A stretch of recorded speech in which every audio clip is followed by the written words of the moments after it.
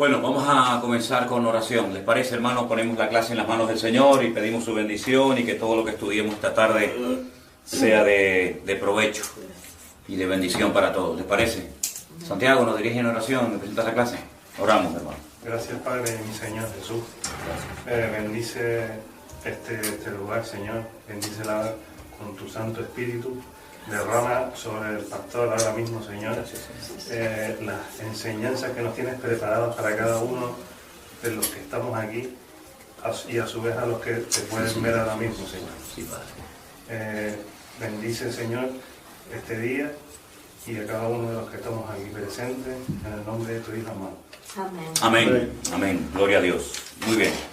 Antes de entrar a leer el capítulo 12 del libro del Apocalipsis, hemos puesto ahí en la pizarra los nombres de las 7 iglesias. Yo les mandé un WhatsApp a Evelyn, así que ustedes ya lo tienen ahí. Sí, ok. El nombre de las 7 iglesias sería bueno que se los aprendieran por orden, ¿no? Éfeso, Esmirna, Pérgamo, Tiatira, Sardis, Filadelfia y Laodicea. Estas 7 iglesias todas estaban en lo que hoy en día sería el territorio de Turquía, en Asia Menor, ¿vale? El estudio de cada una de estas iglesias es muy interesante, lo daremos en su momento, ¿vale? Iremos iglesia por iglesia, analizando el problema de cada una de ellas, la solución que el Señor les da, las consecuencias si no dejan su pecado, su desobediencia, su apostasía, la recompensa que el Señor les ofrece a cada una. Pero independientemente de que eran 7 iglesias que existían en la época en la que se escribió el libro del Apocalipsis, eran 7 iglesias reales, por supuesto, había mucho más iglesias. De hecho, en el Nuevo Testamento tenemos la iglesia de Corinto, que no se menciona aquí, la iglesia de Tesalónica, la iglesia de Roma, la iglesia de los Colosenses, ¿verdad? Estas 7 iglesias se escogieron con un propósito, ¿vale? Primeramente porque el Señor tenía algo que decirle muy directo a estas congregaciones. Pero alguien ha especulado sobre por qué el Señor escogió solamente a estas 7 iglesias y no escogió a otras o a más. Y algunos comentaristas dicen que estas iglesias pueden representar en cierto sentido la trayectoria de la iglesia a lo largo de la historia. Tendríamos en primer lugar la iglesia apostólica, la iglesia que va desde el año 30 o desde su nacimiento en el día de Pentecostés hasta el año 100 aproximadamente, y curiosamente es la única iglesia, la iglesia de Éfeso, a la que se le hace referencia o se menciona el tema de los apóstoles. Ya después, ese término, apóstoles, ya no se menciona en ninguna otra iglesia. Por eso algunos consideran que representa en cierto sentido a la primera iglesia, la iglesia que nace en Jerusalén, la iglesia primitiva, la iglesia donde estaban con vida los apóstoles, ¿vale? Ya te digo, ya iremos poco a poco estudiando cada una de estas iglesias, pero digamos que la iglesia de Éfeso podría representar esa primera etapa, o esa primera iglesia. La segunda iglesia, la iglesia de Esmirna, es la iglesia que iría desde el año 100 hasta más o menos el 312, un poquito más, un poquito menos.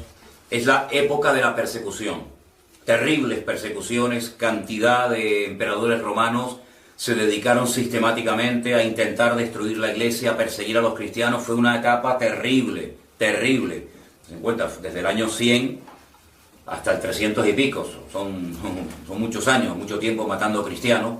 Entonces, como se menciona a la iglesia de Esmirna como una iglesia que iba a sufrir persecución, pues algunos consideran que puede representar a esa etapa de la iglesia que fue fundamentalmente conocida por unas persecuciones terribles.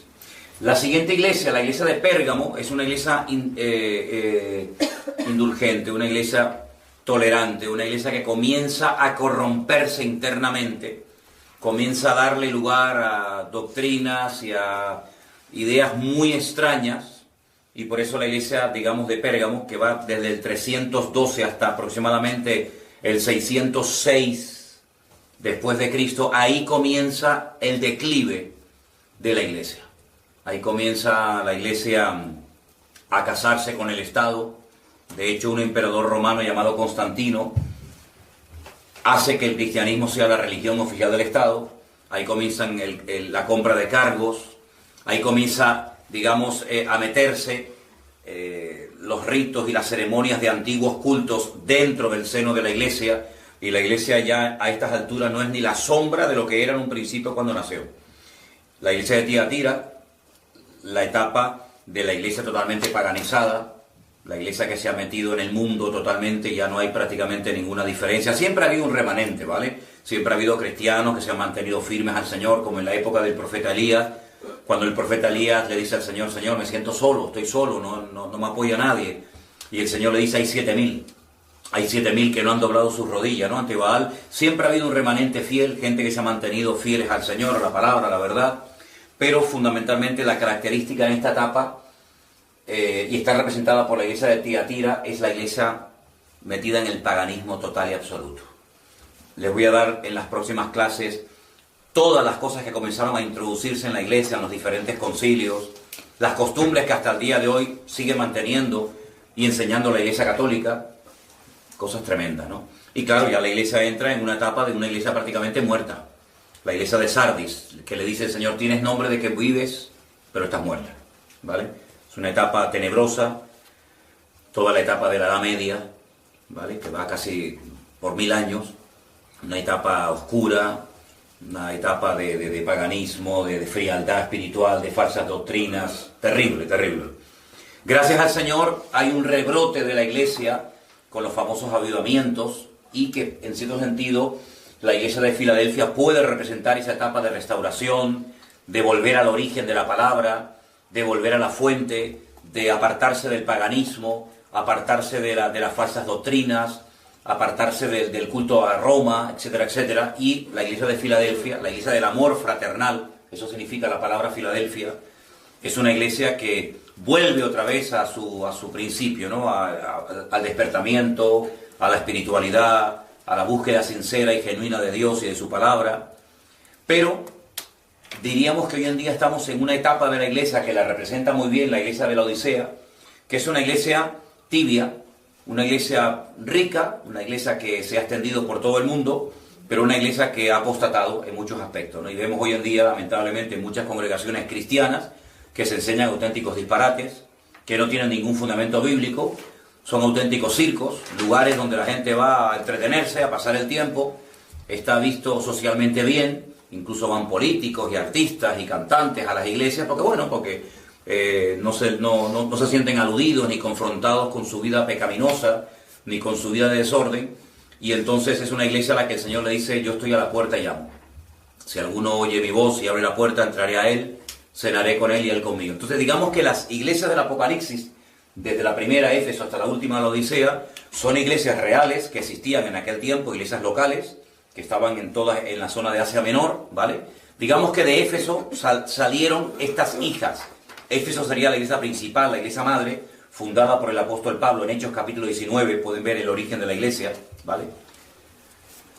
En esa iglesia de Éfeso estuvo el apóstol Juan y la madre de Jesús viviendo un tiempo, pero al final vemos que la iglesia entra en una frialdad donde no se diferencia mucho a veces la vida de un cristiano de la vida de una persona del mundo que no conoce al Señor, y estamos viviendo una etapa en la que la iglesia necesita volver otra vez a la fuente, volver otra vez a la realidad de la palabra, a tener relación con el Señor, a no estar tan interesada en las cosas materiales, que parece que es lo que más le preocupa a muchos cristianos, sino en las cosas del espíritu, ¿no? Estoy leyendo un libro de la biografía de Maimónides, y decían que era un hombre que a él le interesaban más las cosas del cielo que las de la tierra, ¿no? Era un hombre que buscaba la espiritualidad, buscaba el conocimiento de Dios, y yo creo que la iglesia debería de volver a esa fuente, ¿no? Volver otra vez a la búsqueda sincera de parte del Señor, y no estar metido que si el materialismo, que si la prosperidad, qué coche tienes, qué casa tienes, cómo te vistes, etcétera, porque eso al fin y al cabo es efímero y pasajero y no es lo importante a lo que el Señor nos ha llamado, sino a buscar, ¿no?, el reino de Dios y su justicia, y todas las demás cosas nos serán añadidas, ¿vale? Entonces, esto es más que nada para que ustedes hagan una idea un poquito de lo que puede representar cada una de estas 7 iglesias del libro de Apocalipsis, que ya digo, las estudiaremos en su momento, una por una, Pero ahora quiero llevarles a un capítulo extraordinario, un capítulo un tanto extraño, porque parece como que no pega, ¿no? Dice, bueno, y este capítulo aquí, ¿qué nos puede enseñar? Capítulo 12 del libro del Apocalipsis. Vamos a leerlo entero. Yo voy a leer un versículo y uno cualquiera de ustedes lee el siguiente versículo, si les parece, ¿vale? Apocalipsis capítulo 12, titulado La mujer y el dragón.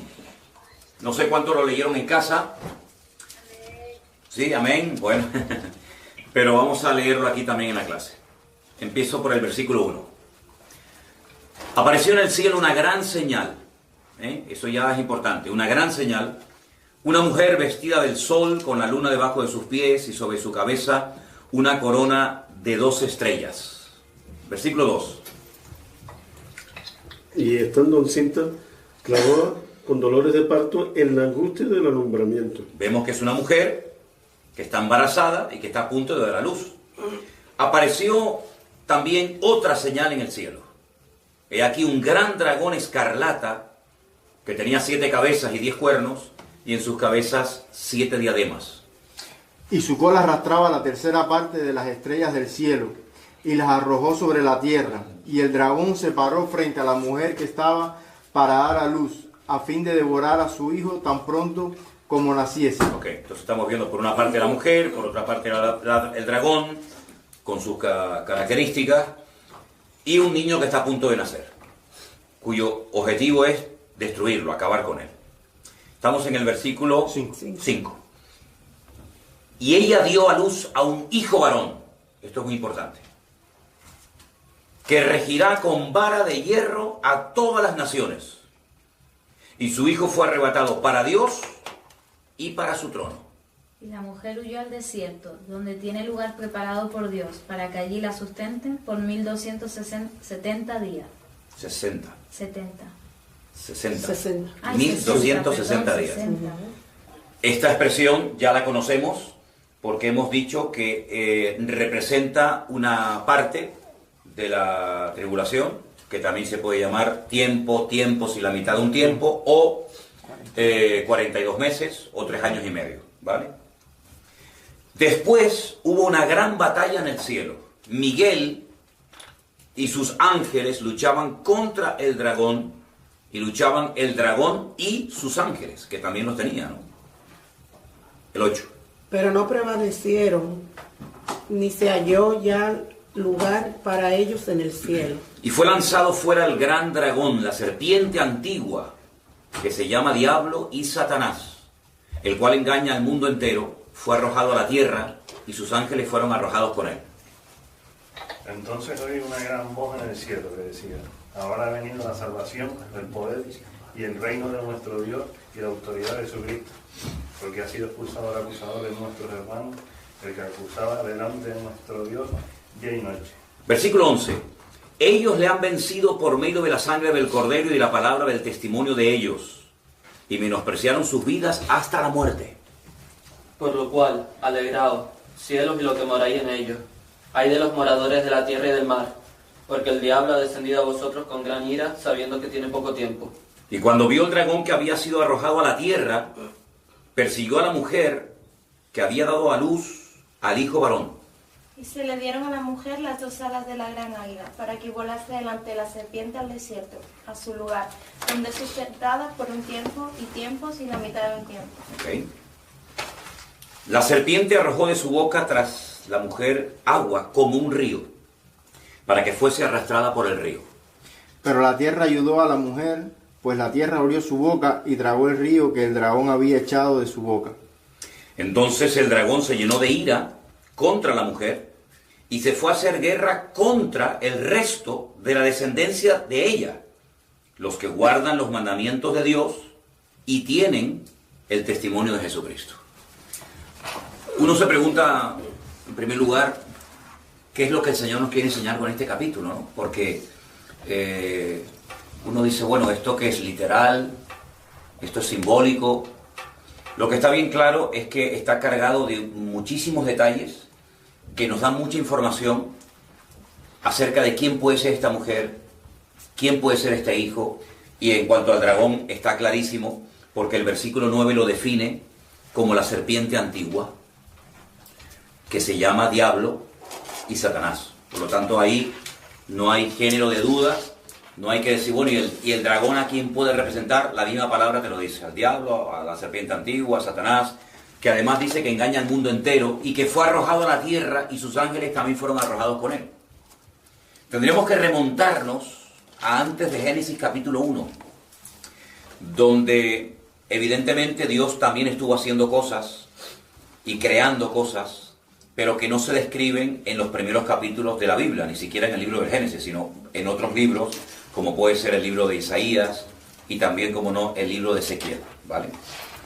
La Biblia nos enseña que el que hoy en día conocemos con el nombre de Satanás, Dios no lo creó como Satanás, como ese enemigo de Dios, malo, perverso, terrible, padre de mentira, etc., sino que la Biblia lo llama querubín. Era una especie de arcángel espectacular que Dios creó. Después, si quieren, podemos leer un poquito la descripción del día que fue creado, donde dice la Biblia que era el querubín protector, acabado en hermosura, el sello de la perfección, lleno de sabiduría, y describe cómo Dios lo vistió, etcétera, etcétera. Pero ese ángel o arcángel se rebela contra Dios, quiere desplazar a Dios de su trono, imponer su dominio, una especie como de golpe de estado. Dios lo arroja de su presencia y lo lanza a la tierra, ¿vale? Junto con muchos ángeles que los conocemos como demonios, ¿de acuerdo? Entonces vemos en este capítulo algo muy importante, y es la realidad del mundo espiritual. Mundo espiritual que a veces se hace visible, mundo espiritual que a veces Dios nos permite ver, pero que en la mayoría de las veces es un mundo totalmente invisible a nuestros ojos naturales. Pero vemos que el demonio, que Satanás, que sus principados, potestades, gobernadores, huestes espirituales de maldad, los ángeles, etcétera, existen, pero en un nivel, en una dimensión que nosotros no hemos sido creados con la capacidad de poder verlos, sino salvo raras excepciones, ¿de acuerdo? Entonces, el tema del dragón está claro, es Satanás, que se para delante de una mujer que está a punto de dar a luz y que lo que quiere es destruir, comerse, devorar al niño para que no nazca. Ahora, el versículo 1 nos da una información muy interesante.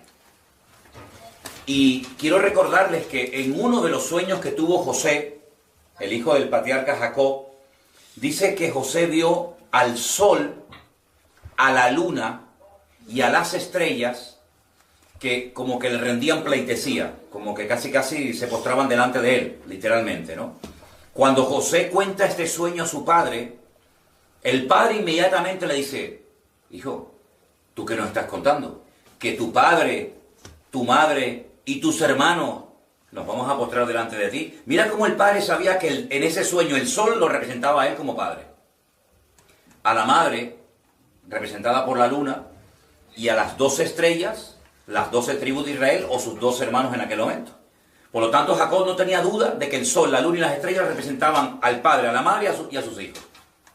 Y esa interpretación de ese sueño nos viene muy bien para definir o para aclarar de quién se trata esta mujer. Es una mujer que está vestida del sol, con la luna debajo de sus pies y sobre su cabeza una corona con 12 estrellas.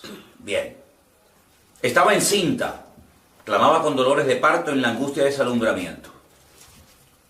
En el capítulo 3, versículo 15 del libro del Génesis, encontramos la primera profecía, la primera información acerca de la venida de un Mesías. Voy a leerles Génesis 3:15. Apunten ese versículo porque es muy interesante. Una vez que el hombre peca, Dios comienza a hablar con la mujer, a hablar con la serpiente, a hablar con el hombre, y comienza a dictar sentencia diciéndoles lo que van a sufrir, lo que van a experimentar a partir de ese día de la caída, de la desobediencia. Y dice aquí: el Señor le dijo a la serpiente: por cuanto esto hiciste, serás maldita entre todas las bestias y entre todos los animales del campo, sobre tu pecho andarás y polvo comerás todos los días de tu vida. Y dice: pondré enemistad entre ti y la mujer, entre tu simiente y la simiente suya. Esta te herirá en la cabeza y tú le herirás en el calcañar.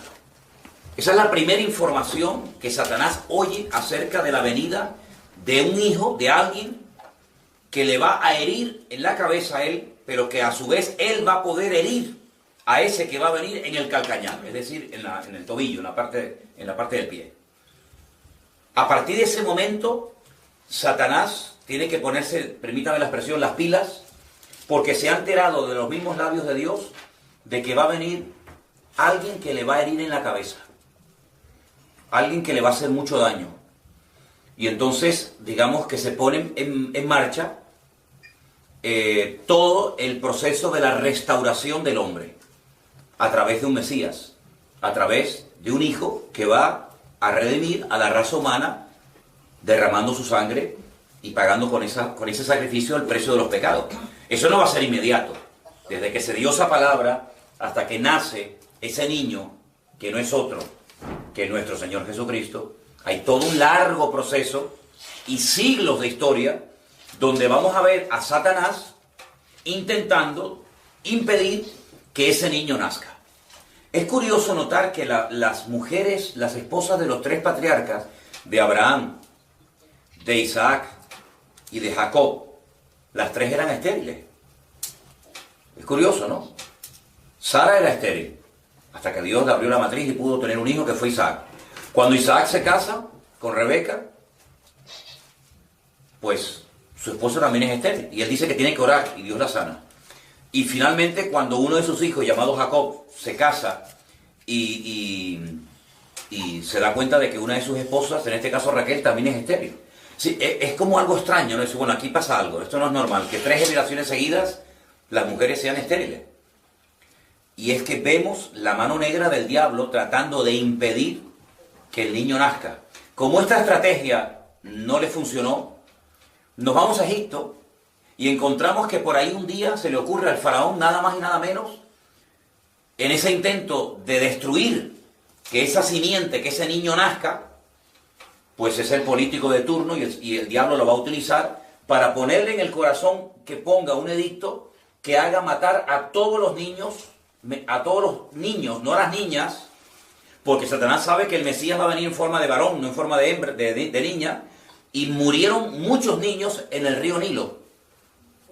Pero sabemos que en la historia, cómo el Señor protegió de una forma sobrenatural a Moisés. Es curioso ver cómo a lo largo de toda la historia, desde Génesis 3.15 hasta que nace el Señor Jesucristo, todos los intentos y estratagemas del diablo por impedir que el niño nazca. Fíjate incluso que cuando el mismo Señor Jesucristo nació, volvió a poner nuevamente en el corazón del líder de turno, de Herodes, que volviera a matar a los niños. Pero dice la Biblia que el Señor le reveló a José que tenía que huir a Egipto, y así el niño Jesús se salvó. Entonces vemos que este es un capítulo que nos describe el intento de Satanás por impedir que este niño, que dice algo muy interesante en el versículo 5, este niño reinará o gobernará con vara de hierro a todas las naciones, y su hijo fue arrebatado para Dios y para su trono. Este niño es nada más y nada menos que el Señor Jesucristo. Entonces ya hemos descartado el dragón, Satanás, el niño, Jesucristo, el Señor Jesucristo. Ahora tenemos que ponernos de acuerdo para definir quién es la mujer. Si en esta clase, en vez de estar ustedes, estuviéramos con católicos, por ejemplo, con curas, dirían María. María, porque María parió a Jesús, y entonces tiene que ser María obligatoriamente, porque es una mujer. Pero claro, tenemos que demostrar esa aseveración. Hemos leído algo muy interesante, y es un dato a tener en cuenta. Dice en el versículo 13: cuando el dragón vio que había sido arrojado a la tierra, persiguió a la mujer que había dado a luz al hijo varón. Y se le dieron a la mujer las 2 alas de la gran águila, una forma de huir rápidamente, para que volase delante de la serpiente al desierto, a su lugar, donde es sustentada por un tiempos y la mitad de un tiempo. 3 años y medio. La serpiente arrojó de su boca tras la mujer agua como un río, y todo tipo de persecuciones y de calamidades para que fuese arrastrada por el río. Pero la tierra ayudó a la mujer, pues la tierra abrió su boca y tragó el río que el dragón había echado de su boca. Entonces, viendo que el Satanás, que no ha podido destruir a la mujer ni al niño, se fue a hacer guerra contra el resto de la descendencia de ella.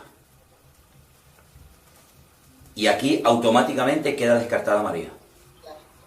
Porque cuando Jesús nació, María no tenía hijos antes del Señor Jesucristo. El primer hijo que tuvo María fue el Señor Jesucristo. Los católicos dicen que María no tuvo más hijos. Rotundamente falso. Eso es totalmente falso. Eso es como para querer darle, no sé, más importancia de la que la Biblia le da. Dicen que no, que ella no tuvo más hijos, que ella fue virgen toda su vida, etcétera, etcétera. Pero eso no es lo que dice la Biblia. Eso es falso, eso es rotundamente falso. Eso es una herejía. María tuvo más hijos. Ahora, lo que dice es que cuando no pudo matar con el niño, fue a hacer guerra contra el resto de la descendencia de ella. Y ese resto de la descendencia de ella tiene una característica, y dice que guardaban los mandamientos de Dios y tienen el testimonio de Jesucristo. Ahí algunos ven al pueblo de Israel y algunos ven a la iglesia. A los que han aceptado a Cristo y que en ese momento ya creían en el Señor. Bueno, ahí hay diferentes opiniones. Pero lo que sí quiero que tengamos bien claro es que la mujer no es ni la iglesia, como algunos han dicho, porque la iglesia no pare a Cristo. Por allá había un pastor, o hay un pastor en la península, y dice, no, esta mujer representa la religión, representa a la iglesia muerta, la iglesia religiosa. Rotundamente falso. Rotundamente falso, porque una iglesia muerta, una iglesia religiosa, no ha parido a Cristo. Además, la iglesia no parió a Cristo, al contrario, Cristo fue el fundador, dice, yo edificaré mi iglesia. La iglesia no ha parido a Cristo. Si no es la iglesia, y no puede ser María, por el versículo que acabamos de leer, entonces sí o sí, esta mujer se trata del pueblo de Israel. El pueblo de Israel que recibe la promesa, vamos a decir que queda embarazada de esa promesa maravillosa de redención de la raza humana a través del Hijo que va a parir, que es nada más y nada menos que el Señor Jesucristo. Y no nos olvidemos que el Señor Jesucristo a la mujer samaritana en Juan capítulo 4 le dice que la salvación viene de los judíos. Entonces Israel fue el que recibió la bendición de tener una tribu, que era la tribu de Judá, a través de la cual viene el Mesías, y a través del Mesías viene la redención a toda la raza humana. Entonces la mujer es Israel, el Hijo es el Señor Jesucristo, el dragón es Satanás. ¿Vale? Es un capítulo que está en medio de dos capítulos muy interesantes, como el 11 de los dos testigos y el 13 de las dos bestias, para mostrarnos los conflictos por los cuales tuvo que pasar el pueblo de Israel para que pudiera llegar a nacer el Señor Jesucristo, lo cual no fue nada fácil. ¿De acuerdo? Ahora bien, aquí dice que el niño regirá las naciones con vara de hierro. Quiero llevarles a Lucas, y quiero que apunten estos versículos, los hermanos que nos están escuchando y viendo. En el Evangelio según San Lucas, la madre de Jesús recibe una visita muy interesante, que es la del arcángel Gabriel. El arcángel Gabriel, que ya había aparecido en el libro de Daniel en el Antiguo Testamento, se le aparece a María, y concretamente en el capítulo 1 de Lucas, el ángel Gabriel, versículo 26, al sexto mes fue enviado por Dios a una ciudad de Galilea llamada Nazaret. Fíjense los datos que nos da solamente un versículo. A los 6 meses de estar embarazada, Gabriel es enviado por Dios a una ciudad de Galilea, hay muchas, pero concretamente a Nazaret. No a cualquier persona, sino a una virgen, a una joven desposada con un varón que se llama José. Es decir, es imposible que el ángel Gabriel tocara en la puerta de otra persona, porque con todos los datos que le estás dando. Y el nombre de la virgen, o el nombre de la joven era María, Miriam. Entrando el ángel en donde ella estaba, le dijo, bueno, esto está traducido del griego, le dice salve, esto era el saludo de los romanos, ¿no? Le diría Shalom, el Señor es contigo, bendita tú entre las mujeres. Mas ella, cuando le vio, se turbó por sus palabras y pensaba qué salutación sería esta. Ahora fíjense qué curioso, porque Daniel, cuando ve a Gabriel, cae postrado, cae en tierra. El hombre estaba muerto de miedo, de temor. Sin embargo, esta mujer lo que más le preocupa es la forma como le ha saludado el ángel, ¿no? No cae al suelo, no se asusta, sino que ella dice, uy, ¿por qué me saluda así? ¿Por qué me dice, el Señor está contigo, bendita seas tú entre todas las mujeres? Ahora fíjense lo que le dice el ángel Gabriel. Le da un paquete, digamos, profético que contiene 7 profecías. Vamos a contarlas. La primera. Ahora concebirás en tu vientre y darás a luz un hijo. ¿Cumplida o no? Sí. Totalmente. Quedó embarazada y dio a luz a un hijo. Perfecto. Tal como dice Apocalipsis 12. Segunda. Llamará su nombre Jesús. Sí. Totalmente cumplido. Ese fue el nombre que le pusieron sus padres. Tercera. Este será grande. Sí. Más grande que Cristo no hubo nadie, ¿no? Cuarta. Será llamado Hijo del Altísimo. Sí. También fue llamado en alguna ocasión Hijo del Altísimo. Tomen nota de esta. El Señor Dios le dará el trono de David su padre. No. Quizá no. Jesús no tuvo un trono. Jesús cuando estuvo en este mundo no vino como rey, vino como siervo sufriente, según la profecía de Isaías capítulo 53. Él no tuvo un trono, pero se le promete un trono. El trono de David su padre. El Señor le había hecho una promesa a David que nunca faltaría un hijo varón que se sentara en su trono. ¿Se acuerdan la pregunta que los discípulos le hacen en el momento antes de la ascensión de Cristo? ¿Restaurarás el reino a Israel antes de que tú vengas? En este tiempo. Es decir, ellos sabían que el Mesías tiene que reinar, porque era la promesa que se le dio al rey David. Entonces, reinará sobre el trono de David su padre, reinará sobre la casa de Israel, de Jacob, para siempre, cosa que no ocurrió en su primera venida, y su reino no tendrá fin. A diferencia de los otros reinos que se levantaron y cayeron, como el Medo-Persa, los griegos, los romanos, los babilónicos, el reino de Cristo será un reino eterno. Entonces María le dijo al ángel, ¿cómo será esto? Esto es muy fuerte, lo que está recibiendo esta mujer aquí es tremendo, porque yo no conozco varón, yo estoy comprometida, aún no estoy casada. Y el ángel le dice, el Espíritu Santo vendrá sobre ti, el poder del Altísimo te cubrirá con su sombra, por lo cual también el santo ser que nacerá será llamado Hijo de Dios. Fíjate que aquí se le llama Hijo de Dios, y en el versículo 32 se le llama David su padre, porque por parte física, digamos, David era su padre en el sentido de que era un antepasado de él. Él es descendiente de la casa de David, por lo tanto de la tribu de Judá, pero al mismo tiempo es el Hijo de Dios. Son las dos naturalezas, la humana y la divina, que se juntan en el Señor Jesucristo. Y entonces le da un dato muy interesante, le dice, tu pariente Elizabeth, que es la madre, o fue la madre de Juan el Bautista, ha concebido hijo en su vejez, y este es el 6º mes para ella, la que llamaban estéril, porque nada hay imposible para Dios. Y terminó con el 38. Entonces María dijo, he aquí la sierva del Señor, hágase conmigo conforme a tu palabra. Es decir, de las profecías que recibe aquí esta mujer, hay algunas que se han cumplido en su primera venida y otras que están por cumplirse en su segunda venida. Cuando hablemos del milenio, vamos a ver cómo Cristo reinará en la era milenaria y se cumplirán las profecías que no se han cumplido en su primera venida, que encontramos aquí en Lucas capítulo 1. ¿De acuerdo? Entonces, para volver otra vez al capítulo 12 del Apocalipsis, vemos que parte del capítulo se ha cumplido y parte del capítulo no se ha cumplido. Ahora, hay una parte muy interesante, porque dice que la mujer, si la mujer es Israel, y está claro que es Israel, dice que la mujer huye al desierto por tiempos y la mitad de un tiempo, dice, para huir de las persecuciones, para huir del diablo, del dragón. Si Israel no solamente ha sido perseguida en el pasado antes de que naciera el Mesías, sino que en los últimos tiempos volverá a ser perseguida, pero en esta ocasión dice que huye al desierto. Y allí es sustentada por 3 años y medio.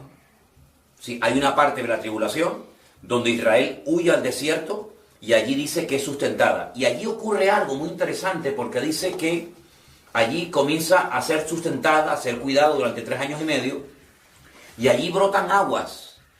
Y probablemente esté haciendo referencia al desierto del Negev, donde de vez en cuando, milagrosamente, sin que todavía nadie se lo explique, el desierto se abre y comienzan a salir borbotones de agua y se convierten en ríos tremendamente caudalosos, en medio del desierto. Entonces parece como que Israel durante una etapa de la tribulación, tiempos y la mitad de un tiempo, que es lo mismo que decir 3 años y medio, huye a una parte del desierto donde milagrosamente es protegida de la ira del dragón.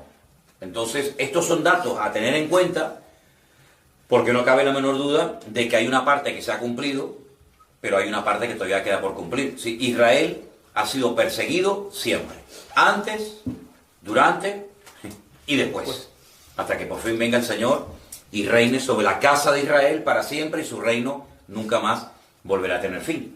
Entonces yo quería tocar este capítulo en esta tarde para que cuando ustedes lo lean a partir de ahora sepan interpretarlo y sepan correctamente decir, bueno, esta mujer no es ni María, ni es la iglesia, ni es una institución humana, sino se trata del pueblo de Israel que recibe la promesa del nacimiento de un Mesías, y a partir de ese momento Israel entra en un periodo como de alumbramiento, de angustia, de persecuciones, de calamidades, de tragedia, hasta que por fin nace el Señor Jesucristo, ¿verdad? Este es el niño, y se cumple la redención, el plan de la redención del hombre, ¿no? Ahora, en el libro del Apocalipsis se da una paradoja muy interesante, apunten este dato. Hay 404 versículos en el libro del Apocalipsis, repito, 404 versículos, de los cuales, fíjense qué dato les voy a dar ahora, 278, ¿Cuánto? 278 son referencias al Antiguo Testamento. Es decir, es el libro del Nuevo Testamento que más citas hace del Antiguo Testamento. En el libro de Apocalipsis vemos la culminación del plan de Dios. El plan de Dios ha sido progresivo, la revelación profética de Dios ha sido progresiva, no ha sido ¡pum!, de golpe, ¿verdad?, instantánea, sino que a lo largo de la historia, de los tiempos, Dios ha ido revelando muchos detalles a través de sus siervos, los profetas, de Miqueas, dio algunos detalles de Isaías, de Jeremías, etc. Pero finalmente el clímax del plan de Dios se culmina, se cumple en el libro del Apocalipsis. Y hay 278 referencias al Antiguo Testamento. ¿Por qué? Porque fundamentalmente este libro, cuando se escribió, fue escrito para dar información, y mayoritariamente las congregaciones estaban compuestas por membresía de origen judío, de etnia o de raza judía, ¿verdad? Por supuesto, después el cristianismo se ampliaría a todas las naciones, ¿verdad?, como hasta el día de hoy, pero la mayoría de los que se convertían en los primeros tiempos, la mayoría eran judíos, hasta que después ya Pablo comienza su ministerio itinerante y comienzan a convertirse un montón de personas de otras naciones de origen pagano que se comienzan a injertar en la vida de la iglesia. Vamos a encontrar expresiones como judíos, gentiles, inconversos, ¿verdad?, en la Biblia, y hay que saber definir estos grupos de quién se trata, ¿vale? Dios tiene un solo pueblo que está formado por todas las naciones, tribus y lenguas de todas partes del mundo. Evidentemente Dios no te va a pedir el pasaporte cuando llegues al cielo, el ser judío, pues si tú no aceptas a Cristo, dice todos pereceréis igualmente, ¿sí? Es decir, el judío también necesita aceptar y reconocer a Cristo, al Mesías, porque es el camino, es la verdad y es la vida, y nadie va al Padre sino solamente a través de Cristo, ¿vale? Es el medio de salvación, no hay otro mediador, no hay otro intercesor entre Dios y los hombres más que Jesucristo, no hay otro nombre bajo el cielo dado a los hombres a través de que se pueda ser uno salvado más que a través de Cristo, ¿verdad? Pero no cabe la menor duda de que cuando uno viene a Cristo viene con su identidad nacional. Es uno es dominicano, otro es cubano, el otro es argentino, el otro es judío. Entonces dice Pablo, ¿y qué ventaja entonces tiene el judío sobre el griego? Cuando se habla del griego se refiere a todo al mundo gentil. No va a decir, bueno, el judío, el español, el árabe, no, sino dice judíos y griegos. Y ahí en el concepto griego entran todos los gentiles, digamos, ¿no? Dice, ¿qué ventaja tiene? Dice, pues tiene muchas. El judío tiene muchas ventajas. Primero, porque la mayoría de ellos han sido criados de su más tierna infancia en la palabra. Y la mayoría de la gente que no han sido criados en la palabra, pues han sido criados, sabe Dios, en el ateísmo, en el materialismo, o sabe Dios qué cosa rara. El judío fue el portador de la palabra. El judío estudia la Biblia como una asignatura más en la escuela. ¿Por qué? Porque la historia del pueblo de Israel está ligada sí o sí, creas o no, a la historia de la Biblia. Dice, bueno, ¿ustedes de dónde vienen? Bueno, nuestro padre Abraham se casó con Sara, tuvo Isaac tuvo a Jacob tuvo las 12 tribus de Israel. Entonces la historia bíblica es la historia del pueblo de Israel. La historia nuestra, pues si el Cid Campeador, que si Simón Bolívar, que si fulanito, que si menganito, pero la historia del pueblo de Israel está totalmente ligada a la historia de la Biblia.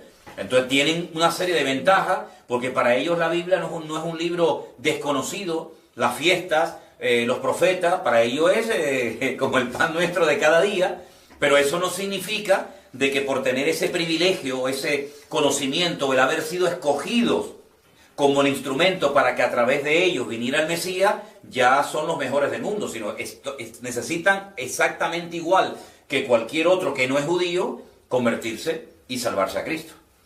Cuando esta gente, muchos de ellos se conviertan, y muchos ya se están convirtiendo, claro, tienen un conocimiento bíblico que el que empieza, que no ha sido criado en la palabra, no tiene. Claro, tú tienes que aprenderte nombres como Abraham, Moisés, Isaías, Jeremías, y qué es esto y qué es aquello, pero es que él ya lo sabe, porque él ha sido criado. Ellos celebran la fiesta de la Pascua, tal y como dice la Biblia, la fiesta de los tabernáculos, la fiesta del Yom Kippur, la fiesta de, en fin, tantas celebraciones que son de origen bíblico, que el que no ha sido criado en esa cultura, pues las ignora y tienes que empezar de 0, 0, 0. Pero sin embargo, y encima con la ventaja de que pueden leer la Biblia en su idioma original. Que eso es otra ventaja más añadida, ¿no? Entonces, el libro del Apocalipsis, como dije al principio de las clases, es un libro que se escribió para aclarar, no para confundir. Es un libro que se escribió para que el creyente tuviera una esperanza y supiera en todo momento dónde se encuentra y qué señales tiene que ver. Una de las personas que escribía nos decía, ¿y en qué momento nos encontramos? ¿En qué sello? ¿En qué trompeta? Bueno, no es cuestión de saber en qué sello o en qué trompeta nos encontramos, sino que yo definiría estos tiempos previos a que todo esto explote como los dolores de parto. La Biblia dice que este es el principio del fin. Ustedes saben que cuando una mujer empieza a tener dolores de parto ya no hay marcha atrás. No lo digo por experiencia, sino desde la más absoluta teoría.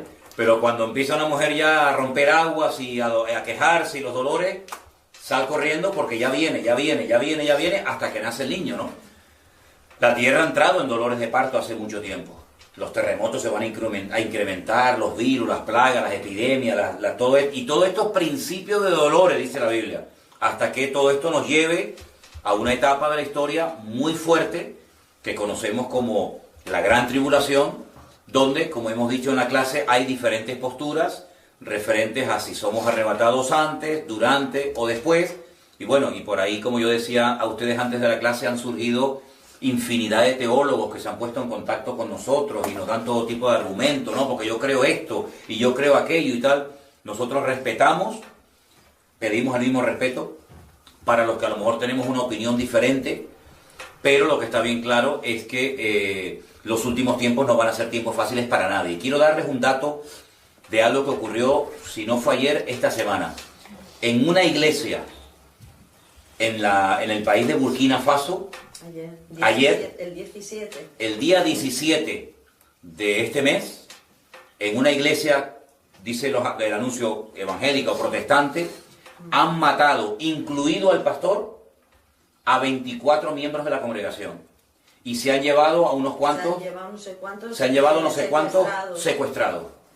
Es decir, eso para los hermanos o para las personas que dicen que bajo ningún concepto los cristianos no vamos a pasar por ningún tipo de penuria, de persecuciones, de muerte. Bueno, pues estos hermanos nuestros los mataron ayer en pleno culto, incluido, repito, al pastor, a 24, y se han llevado a un montón secuestrado que solamente Dios sabe lo que va a ocurrir con estos hermanos.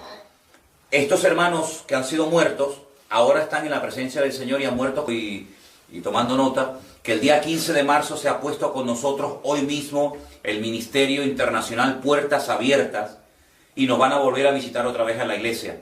Es un ministerio que actualiza continuamente la situación de la iglesia perseguida, de cuántos hermanos están encarcelados, de cuántos pastores han matado, de las persecuciones, y el día 15 de marzo vienen a darnos la última estadística, los últimos datos, aquí a Tenerife, a nuestra congregación, tanto a la mañana como a la tarde aquí en Santa Cruz.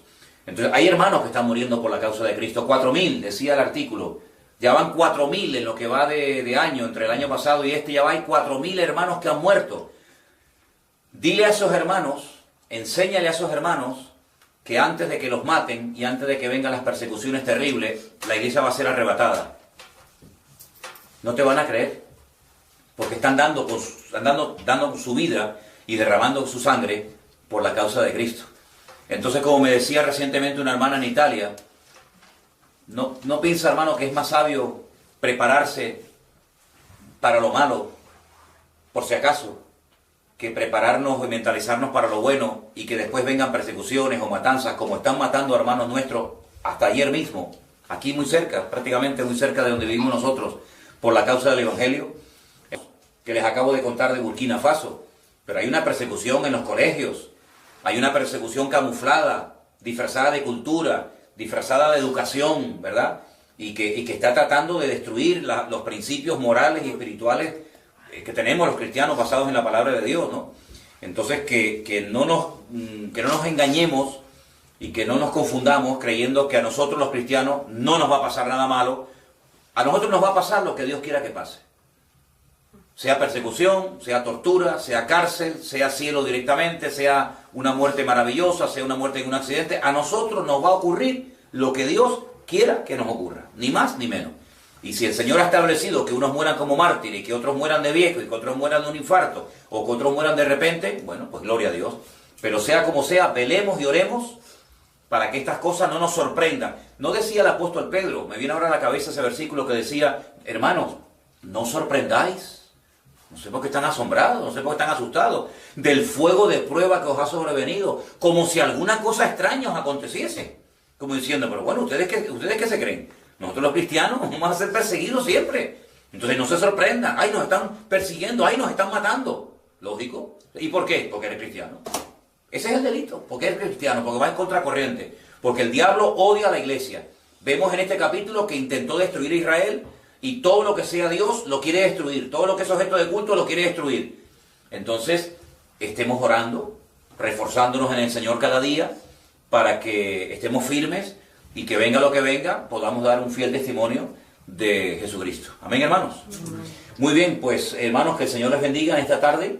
La próxima semana no vamos a tener clase porque estaremos viajando a Israel, pero la primera clase que vamos a tener la tendremos el primer martes de marzo, día 3, se grabará y después se pondrá a continuación. No se sorprendan si la semana que viene no ven la clase.